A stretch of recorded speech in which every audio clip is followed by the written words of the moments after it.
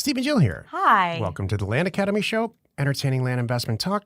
I'm Stephen Jack Butella. And I'm Jill DeWitt, broadcasting from sunny Southern California. Today, Jill and I talk about the topic, stuff your father never told you. I can't wait to hear what you have to say. This is kind of a show that I put together that is directly pertaining to real estate, but specifically for younger people and older people too. I talked about this a couple years ago on the show, and we had a live event, and many people came up to me and said, man, I can't wait to read this book that you're writing about this topic because, anyway, I'll talk about it in a second, but it's so important to really plan your life out. That's really what this is about, instead of just letting stuff happen to you. Like planning a real estate deal out. Like you want to know what's going to happen. You want to remove most of the variables or all the variables that you can. Plan that there's going to be a few variables you can't control and just make sure you get it done. I'm not sure a lot of people plan that out. I planned out the professional part of my life, not so much the social. It worked out, I think. Yeah, worked out now.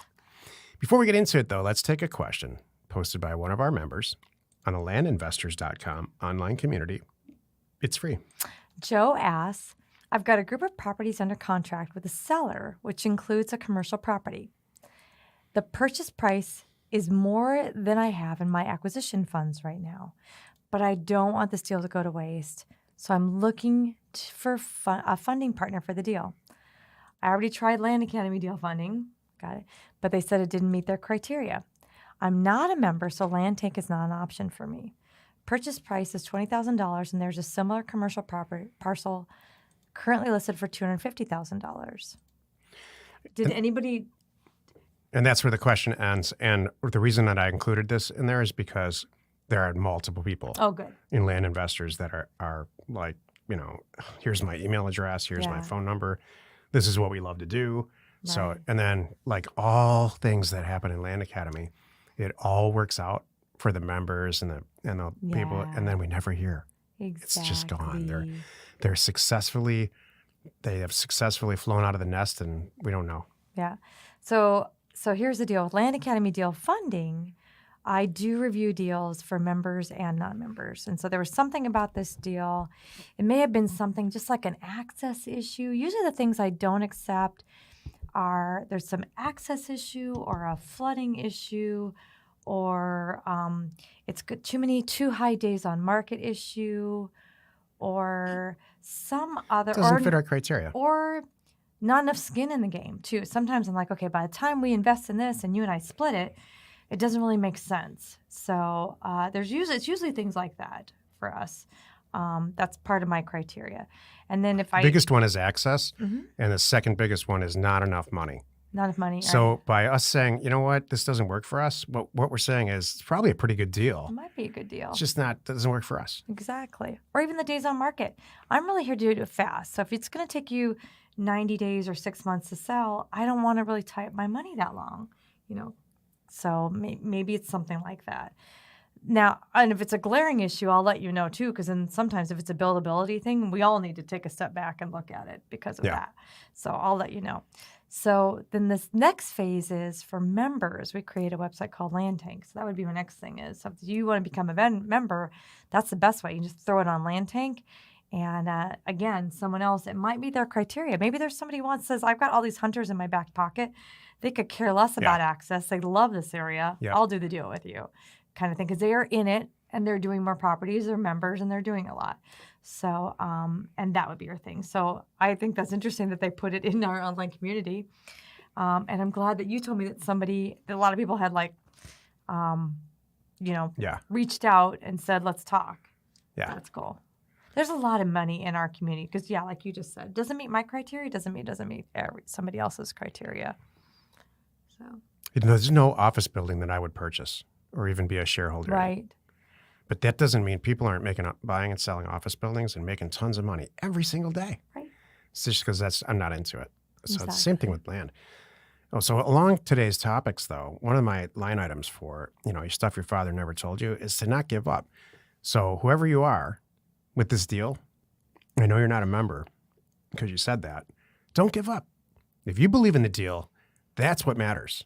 If you truly believe this is a great deal and here's why, your excitement about it is contagious. Mm-hmm. Or your complacency or how you present it. Let's just see if they do it. I don't know. I got to go to work today. It's true. That's how everybody's going to see the deal. That's true.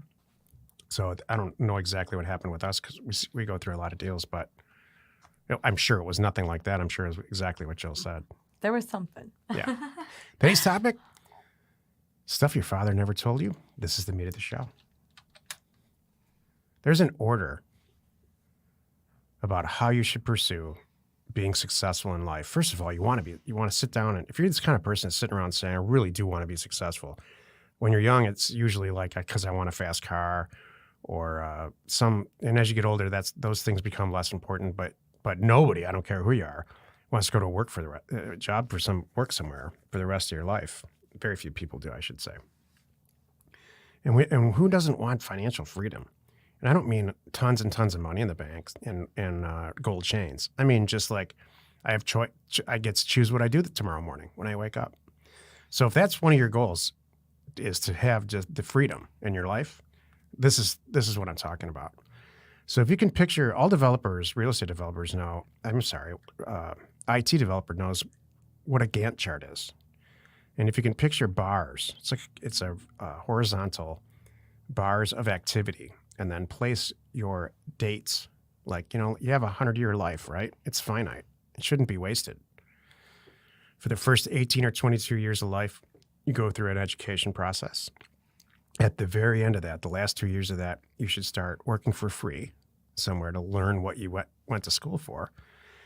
And that starts the next phase of your life. So now you're working for free. Eventually, you honestly, seriously need some dough to live on. And so what should you do then? You should create a living environment and a learning environment, for that matter, that's incredibly efficient and very cheap and sustainable, so that you always have more money coming in that's going out. I haven't talked about children or women yet at all. Will you? Or men. Will you? I will just in a minute. Okay. So now you're traveling along at 26-ish. You have a little bit of 3, 4, 5 years of work experience under your belt, and you're still living in squalor.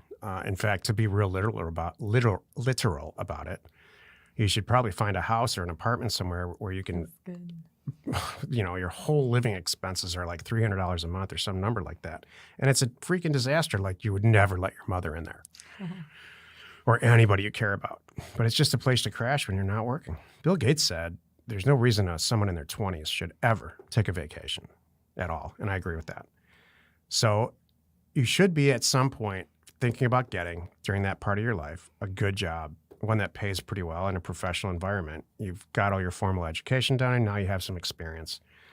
Whether it's getting promoted within the environment that you're working, or it's finding maybe a client that you've been servicing and go work with them. But it should be a substantial pay increase to make it worth your while. As that's happening, you're moving through your 20s.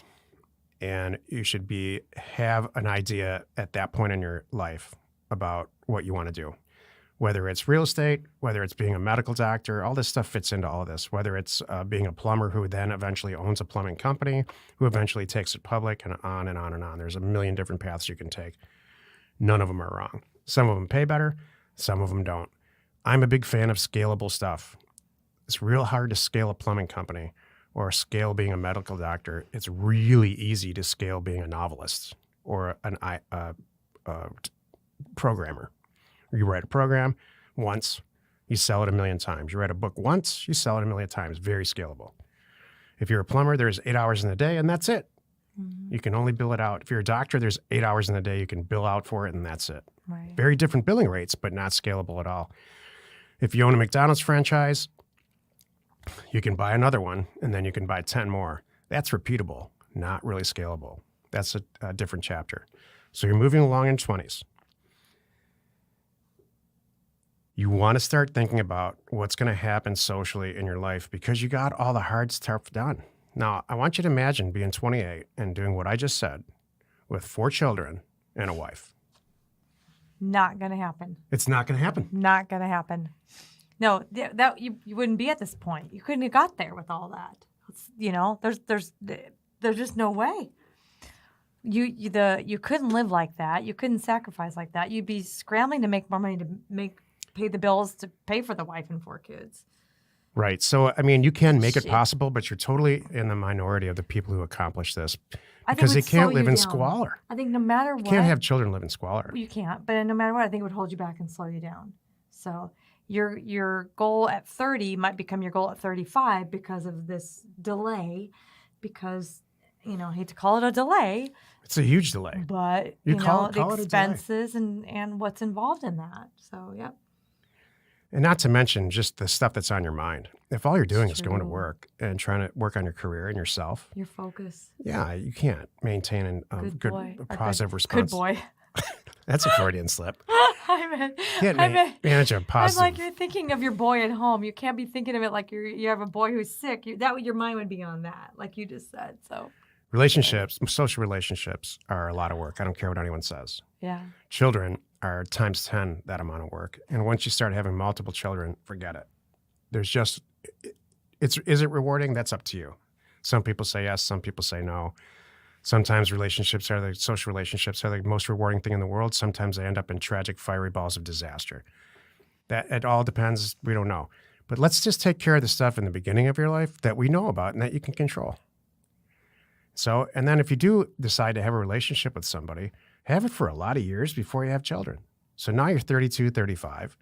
Yeah. You probably own your own house, or you're paying a reasonable mortgage somewhere. You've got a pretty stable job. And if something happens to that job, you have 3 fallback plans to get another type of job and some money saved up. And maybe you're dating somebody that you actually like. Or maybe you've been through 12 people that you sort of thought you liked, and you're on your 13th one, and maybe this is that one. I don't know.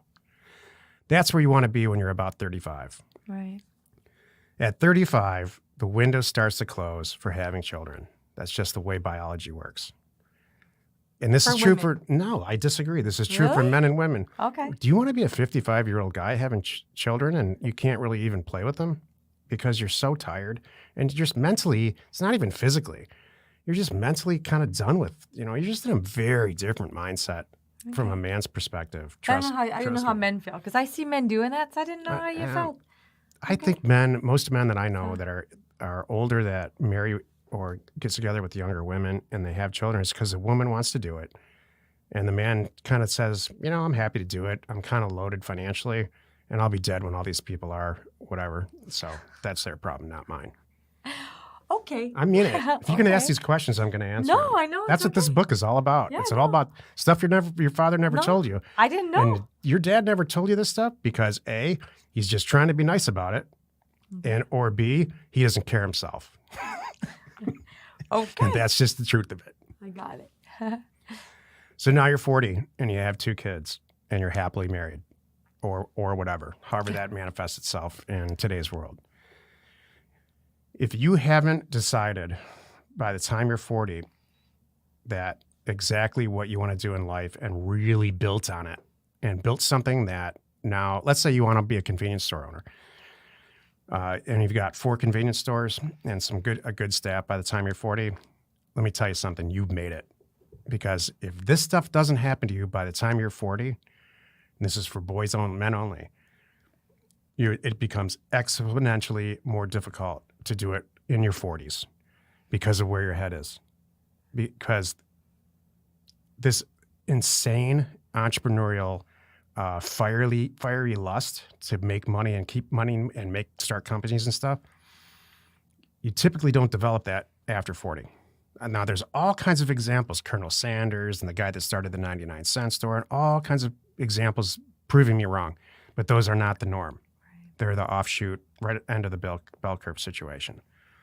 In your 40s is when you institutionalize your empire. You take those 4 convenience stores and you turn them into 24, maybe, and then you start putting them into regions and honing in on which products work and on and on and on, put in good computers and hire yourself somebody or multiple teams of people that are smarter and younger than you to figure out things that you don't want to work on. In my case, I just can't stand working on IT. So I have all of that outsourced, almost all of it. I've done it myself.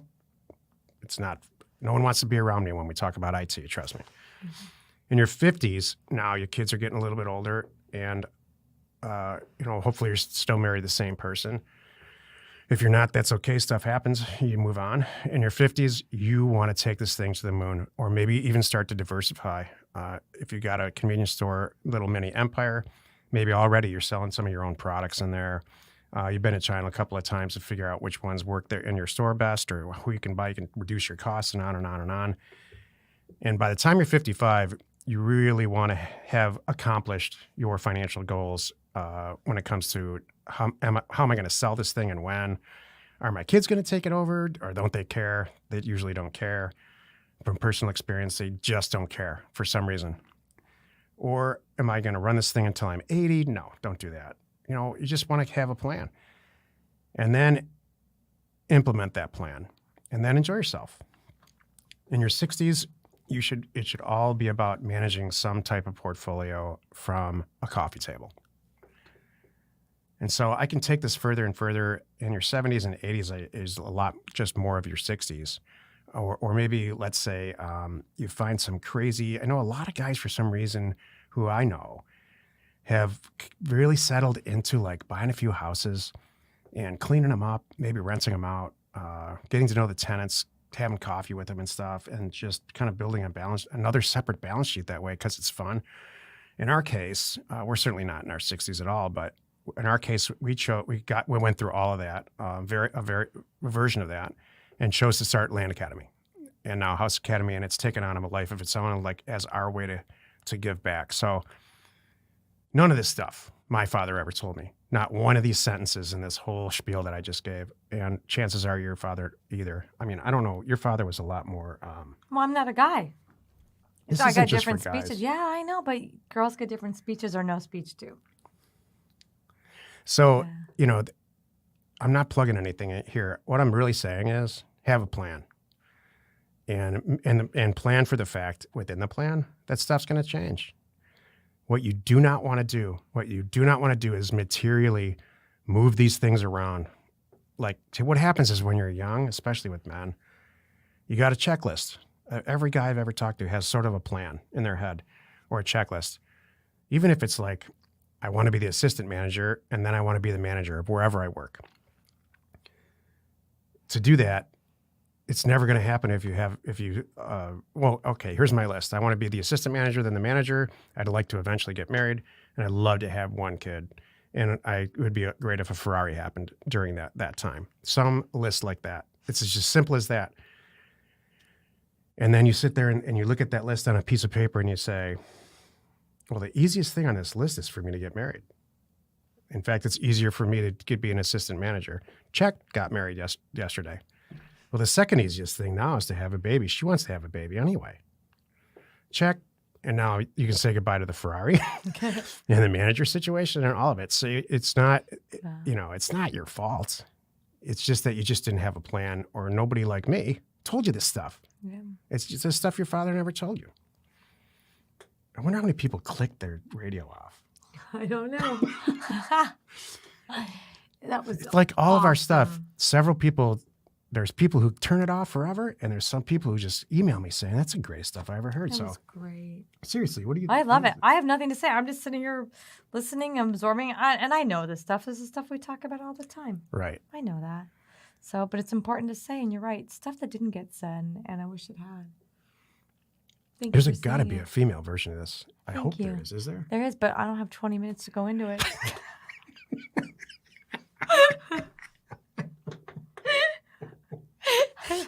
I want our show to be that long.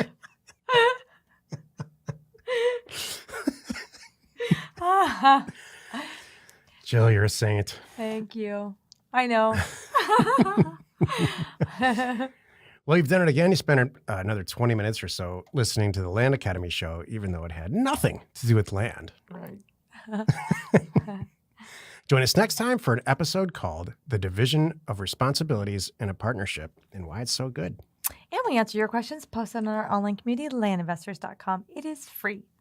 You are not alone in your real estate ambition. I guess I had some stuff to say, like in my soul. I didn't even need to really be here for this one.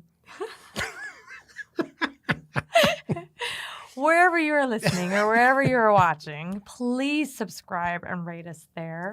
We are Steve and Jill. Information and inspiration to buy undervalued property.